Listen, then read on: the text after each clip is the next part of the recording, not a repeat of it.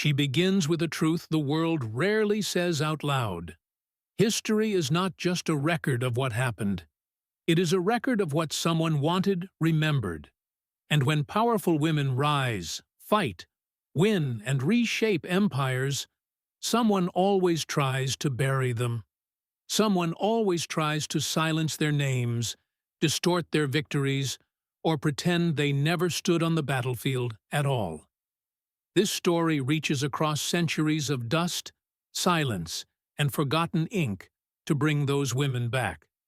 Not because they need our permission to be remembered, but because the world needs their courage too much to keep them hidden. Before diving deep, the narrator reminds the viewer that these stories were pushed aside for a reason. If someone watching is tired of one-sided history, tired of textbooks that erase entire civilizations, tired of myths that say power only looked one way, then this is the place for them. And if they want these stories to keep coming, to keep spreading, to keep correcting the record, they should pause for just a moment, hit subscribe, turn on notifications, drop a comment, and share this truth with someone who deserves to know it. Because reclaiming history requires a community. And today, that community begins with them. What follows is not a tale of queens decorated in gold waiting behind palace walls. These are women who wore dust on their skin, iron on their arms, and responsibility on their shoulders. Women who did not ask for power. They earned it through courage. Women who commanded armies, defended kingdoms, broke sieges, protected freedom, shaped trade, and struck fear into those who thought they could conquer the world. Yet the world barely whispers their names. The narrator begins at the root, erasure. Not a single erasure, but a pattern that repeats across continents. For centuries, when women fought beside men, led battalions, or commanded nations, their stories were recorded as exceptions. And when those women happened to be African, their stories were often not recorded at all. Travelers, invaders, colonizers, and so-called scholars wrote history with their own image at the center. Anything that challenged that image was minimized. Anything that threatened their authority was flattened. And so entire generations grew up hearing about empires as if women had no role in shaping them. As if African power was accidental, as if African leadership was fragile, as if African brilliance was rare. But the truth is the opposite. The narrator opens the first story with the winds of the Nile Valley, hot with desert sand and old with memory. Long before Europe rose to power, before there were marble statues, before there were grand libraries across the Mediterranean, there were women who ruled Nubia, and one stood above the rest. Her story does not rely on myth or fantasy. It relies on scars carved on temples and on accounts left by enemies who could not ignore her. She was an archer queen, trained from childhood to pull a bow so strong most men could not even bend it. Her soldiers were famed for hitting targets from impossible distances, arrows so fast and precise that even armored invaders feared them. When a foreign empire marched into her land, expecting easy victory, she met them not with diplomatic warnings, but with a counterattack so precise that their generals panicked. She destroyed their camps, reclaimed stolen territory, and sent their own soldiers fleeing back across desert sands they thought they understood. She later forced a peace treaty that favored her people, a treaty her enemies signed not out of respect, but out of fear. She had beaten them in open battle, and no amount of rewriting could erase the fact that she had embarrassed a superpower still in its rise. Her name appeared in some records, carved into stones that survived centuries of wind, but many foreign historians later avoided mentioning her. Some called her Kingdom Simple, Others discounted her military skill. Others invented male leaders to replace her. But she was real, powerful, and victorious. And her story stands as a reminder that African women did not sit on the sidelines of empire. They shaped it at its core. The narrator transitions like a calm river drifting into another valley, this time to the Great Lakes region, a land of deep forests, wide waters, and warriors trained in both discipline and unity. In this region lived a commander who rose not through birthright, but through unmatched skill. She was not a queen by title. She was something harder to become. A commander respected not only by her soldiers, but by neighboring rulers. She trained an elite force of women known for moving silently, reacting quickly, and fighting with strategies that confused invading armies. When an enemy kingdom attempted to expand its territory, she coordinated defenses that turned the invading campaign into a disaster. Her soldiers pushed through thick forest paths, attacking from angles the invaders did not expect. She excelled in strategy, creating traps that forced the enemy to retreat across the river they had crossed so confidently just months earlier. Her victory stabilized her region for years, opened the way for new alliances, and protected countless families. Yet in European writings about the battle, her leadership was erased. Not forgotten. Erased. Outsiders describe the defenders as mysterious warriors, refusing to acknowledge that the commander was a woman. Illustrations drawn decades later showed only men. But oral traditions kept her story alive. Mothers told daughters, and daughters told granddaughters. That is how memory survives when ink fails. The narrator then moves to the sweeping deserts of the Sahel, where trade routes shaped kingdoms and kingdoms shaped world politics. Here rode a warrior general who controlled some of the most valuable desert passages. She moved with her cavalry, a force trained to travel long distances, strike fast, and vanish before the enemy understood what happened. Her riders protected caravans carrying gold, salt, leather, and knowledge, the lifeblood of entire empires. Bandits, raiders, and aspiring conquerors tried to seize these routes, believing the sands easy to dominate. They underestimated her. She mapped the land in her mind the way others read books.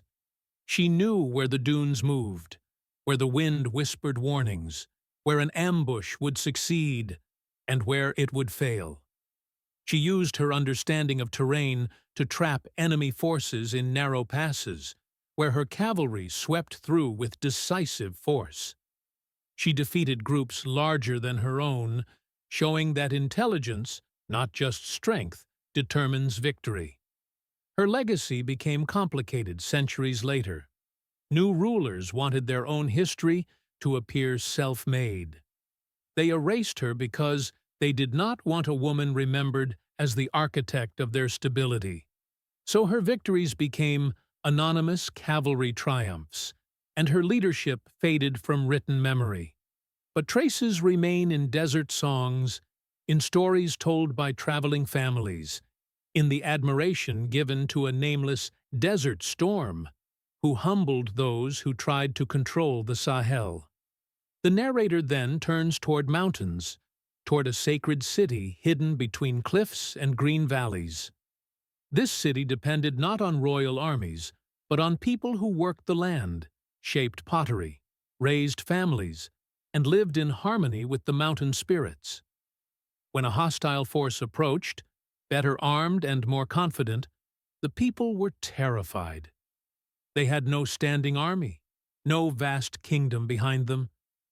But what they had was a protector, a woman who combined spiritual guidance with strategy, a leader who understood that defending home is not the same as waging war. She gathered volunteers, trained them using tools repurposed into weapons, and studied the land's natural defenses. She turned narrow paths into traps, stone terraces into shields, and high cliffs into watchtowers. When the enemy marched in, believing they would crush a weak community, they were met with resistance so organized, so determined, and so brilliantly planned that they retreated in confusion. She protected her people, protected the sacred city, and protected the traditions others sought to destroy. Because written records of her life were deliberately burned during later invasions, her name did not survive in writing. But her story did, kept alive in the way the people still celebrate certain festivals, in the songs that speak of the guardian who rose like the mountain, and in the deep respect still held for women who defend the spiritual heart of a community. The narrator now moves toward the coast, to the roar of ocean waves and the smell of salt carried by the wind. Here lived a queen whose purpose was not to guard borders or expand territory. Her war was against the slave trade. While others negotiated with European traders or allowed kidnappings to continue for profit, she called it what it was: a crime against humanity. She built her own naval resistance force from fishing communities, skilled swimmers, and survivors of raids. Her goal was not only to fight, but to rescue. She ordered attacks on ships involved in the trade. She punished collaborators. She created safe zones for escaped captives. She disrupted supply routes. She refused to allow her land to become a hunting ground for human lives. European writers of the time called her dangerous and hostile. They feared her because she fought back, and when they reported her story generations later, they twisted it to justify their own actions.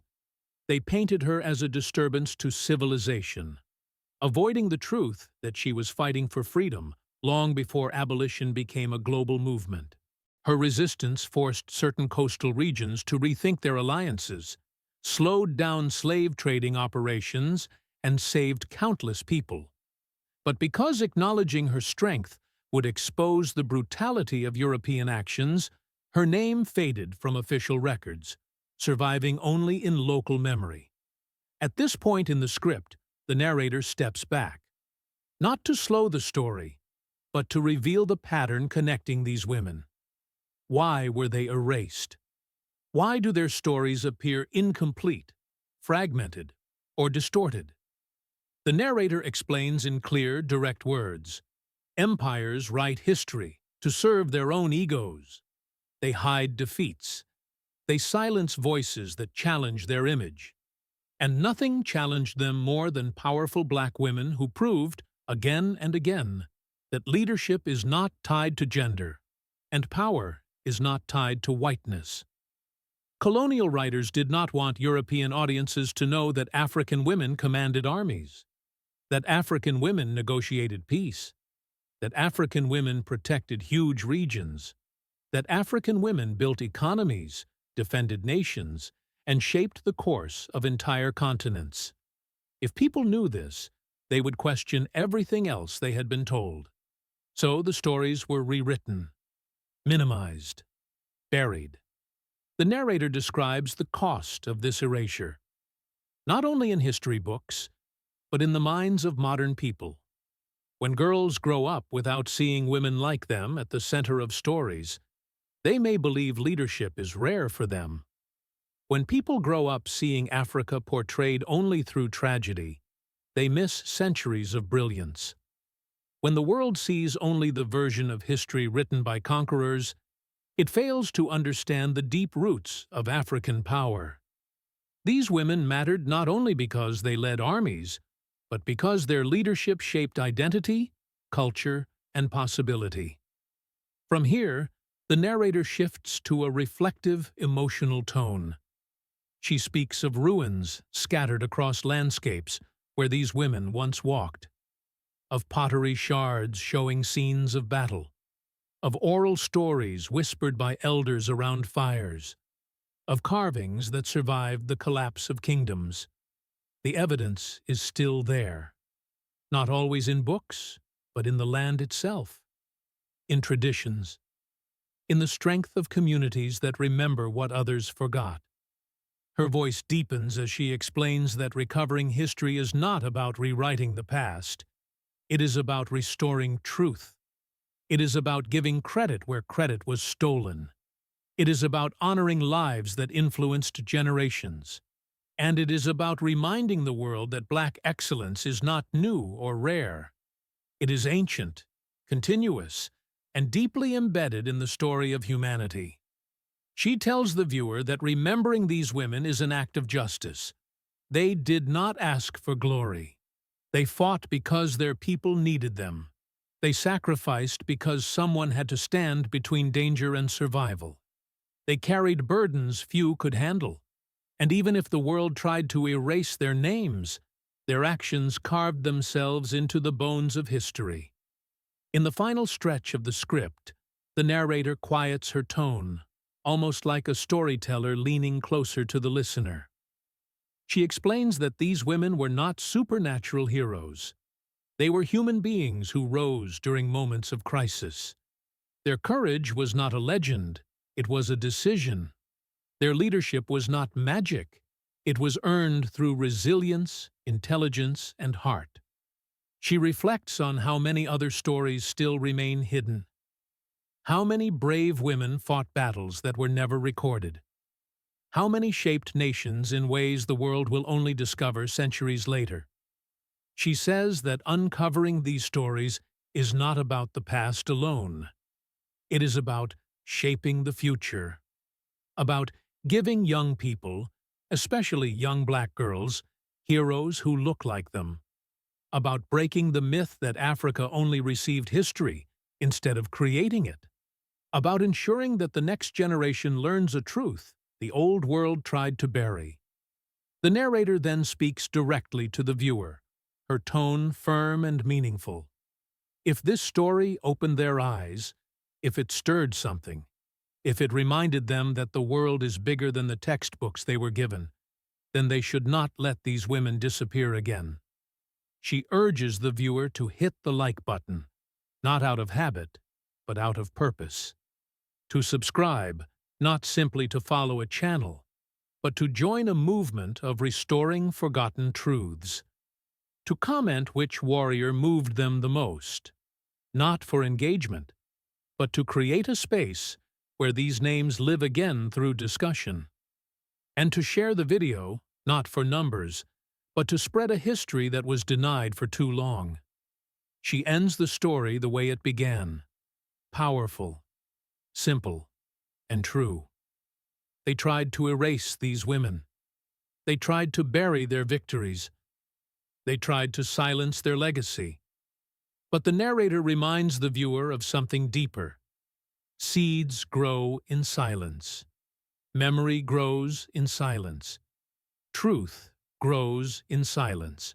And now that these women have risen from the silence, they will not vanish again. Not while people are listening. Not while people are learning. Not while this community keeps their stories alive. The narrator closes with final words that resonate like a heartbeat. History belongs to all of us. And when we reclaim what was stolen, we reclaim ourselves. And with that, the story ends. But the legacy begins again.